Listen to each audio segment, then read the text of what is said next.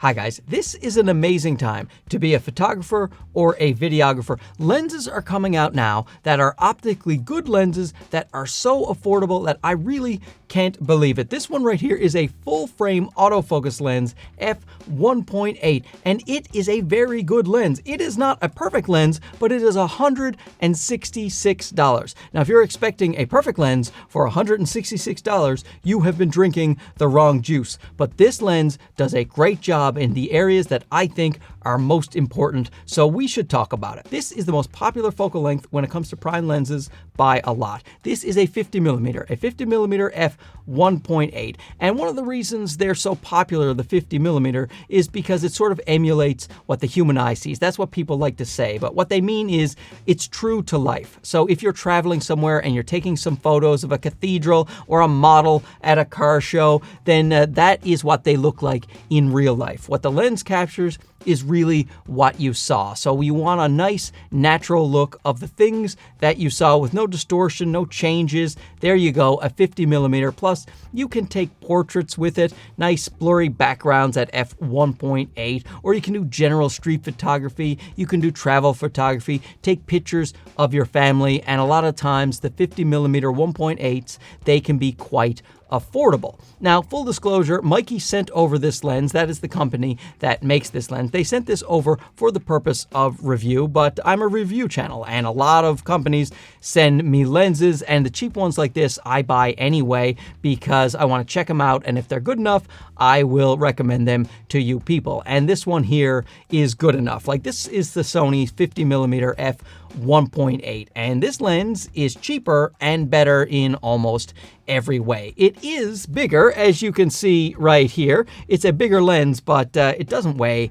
very much, and I will take that size to get a better optical quality and a better autofocus performance. Here it is, handsomely paired with my a7 IV. I think it's a very good match for this camera. Not too big, not too small, and it balances quite well in the hand as you hold it or wherever else you would like to balance the camera. I think it looks cool, and I think it fits it very nicely. Let's talk about the build quality. It is an all plastic lens, but it is a good quality plastic. It doesn't feel cheap. It has a plastic focus ring that turns very smoothly. If you turn the ring very fast and abruptly, you can hear the elements moving inside a little tiny bit, kind of like little crickets. It is not very loud. I'll hold it right up to the microphone, see if you can hear it.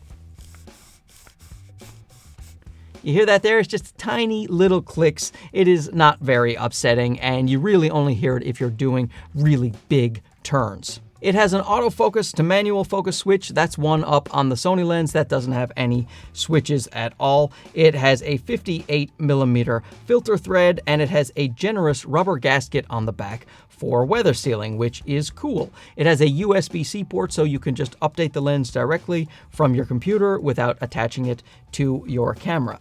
It has a petal lens hood, and this lens hood is a little bit cheap feeling. It has some little decal there, the Meike logo, which is good. It makes it a little less cheap looking, but I think that in terms of the build quality, this is the thing that gives it away the most, that this is a budget lens. I'd like to see a slightly nicer lens hood, but you can't complain at this price. The lens weighs 380 grams without its lens hood. Not a light lens, but certainly not a heavy lens either. In terms of optical performance, let's start with one of its strong suits, and that is autofocus. The autofocus is excellent on this lens. It is sticky. If you are in tracking mode, it will stay on your subject. If you're in AFC or AFS, it doesn't matter. It grabs the subject very, very quickly. No hesitation, no fluttering, no hunting. A very confident autofocus system. I was pleasantly surprised at how good it was. It is a better autofocusing lens than the Sony 50mm f1.8, and the autofocus is much, much quieter. It is almost silent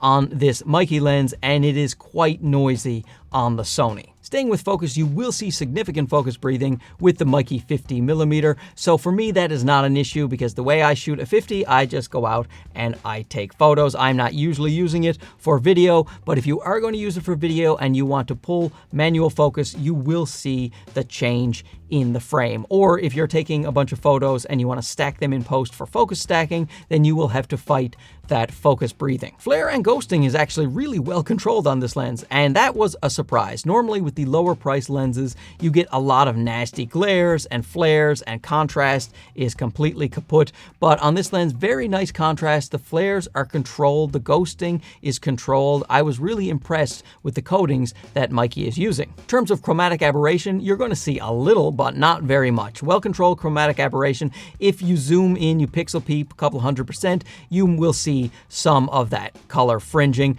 but I think it is more than acceptable for a 50mm, especially a 50mm that's $166. Now, when it comes to the Loca, you are going to see some significant longitudinal chromatic aberration when you are down at f1.8 and you are in a certain type of scene. So when you're stress testing it, you will see that Loca. So that is the color fringing on the areas that are out of focus. The foreground and the background areas that are out of focus, when you see color on that, that is the longitudinal chromatic aberration. And this lens definitely has that. It didn't come up in any of my real world photos. I didn't have any problems with the longitudinal chromatic aberration, but it is there, and unless you stop the lens down to past 2.8, then you are going to have it in your photos in susceptible environments. Another strong point for this lens is the bokeh and the out of focus backgrounds. They look really, really nice. They're very soft and smooth, good fall off from things that are in focus to out of focus. Even when there's a lot of busyness behind you,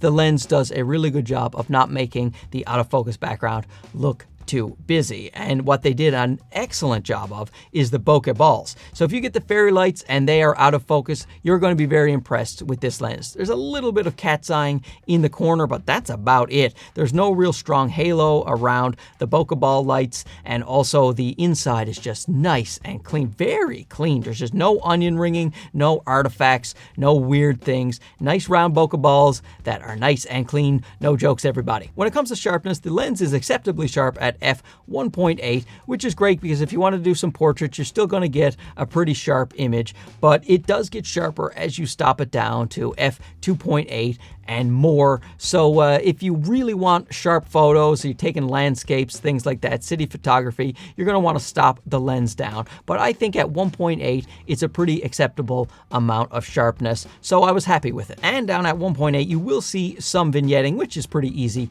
to remove in post. Personally, when I'm shooting wide open, I usually like vignetting. I put it in my photographs if it is not in there because I like to draw the eye to the center when I am shooting wide open. But it's certainly something you can correct if you don't want it there. And luckily, the lens doesn't exhibit much distortion at all, so you won't have to correct for any distortion, just the vignetting if that suits your fancy. The colors coming out of the lens are really nice. The photos have a very good pop, nice contrast, nice skin tones. I really like the way that the colors come out of this lens. Now, this isn't the only solid 50mm f1.8 performer that has come out quite recently. This is 7 Artisans 51.8, and I will review this as well. This is a little bit more expensive than the Meike, however, but the build quality is a little bit better. Now, if I were to pick out the biggest flaw for this lens, I would put it at its minimum focus distance. The minimum focus distance is 63 centimeters, which is not great even for a 50mm lens. Like the Sony, for instance, can focus at 45